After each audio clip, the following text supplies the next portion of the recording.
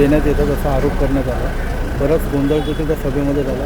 स्थायी समितीने अहवाल सादर करण्याचे आदेश दिलेत. नेमकी काय मागणी होती आणि काय आज जे डिझेल वापरलं जातं महापालिकेच्या गाड्यांमध्ये त्याचा परिवहनचा विषय 7,000 लिटर डिझेलचा विषय आज महासभेमध्ये स्टँडिंगच्या समितीमध्ये मान्यतेसाठी आला होता.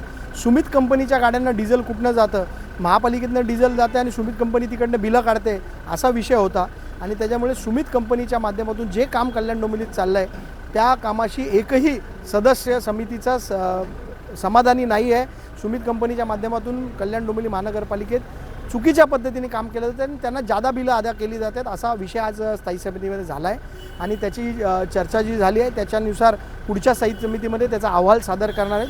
आणि जर अशा पद्धतीने काम होत असेल तर सुमित एल्कोप्लास्टच्या कंपनीवर कारवाई करण्याचे आदेश प्रशासनाने दिले. सुमित कंपनीला महिन्याला 7 कोटी रुपये अदा केले जातात. तर एकीकडे महापालिकेत जेव्हा हे सगळं करत होते त्यावेळेला महापालिकेचा खर्च वर्षाचा 50 कोटी होता. तर एकंदरीत 35 बघा 50 कोटीचा खर्च पूर्ण वर्षभरामध्ये 10 वॉर्डसाठी होता आणि आता 7 वॉर्डसाठी आपण 84 कोटी रुपये आपण त्या कंपनीला वर्षभरात देतो. याच्यासाठीच मी आंदोलन केलं होतं गेटवर. आपल्याला माहिती असेल सुमित एल्कोप्लास्टच्या माध्यमातून जे काम व्हायला पाहिजे ते कल्याण डोंबिवली होत नाही आणि याच्या पुढे जर अशीच परिस्थिती राहिली त्यांच्यावरती म्हणजे त्यांना काढून टाकण्याची मागणी आम्ही करणार आहे.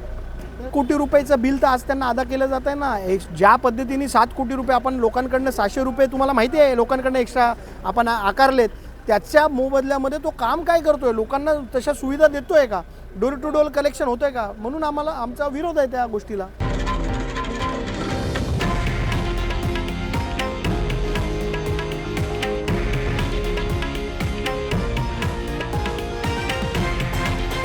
हे आहे देशातील नंबर 1 न्यूज नेटवर्क आणि आपण पाहत आहात TV9 मराठी, एकमेव.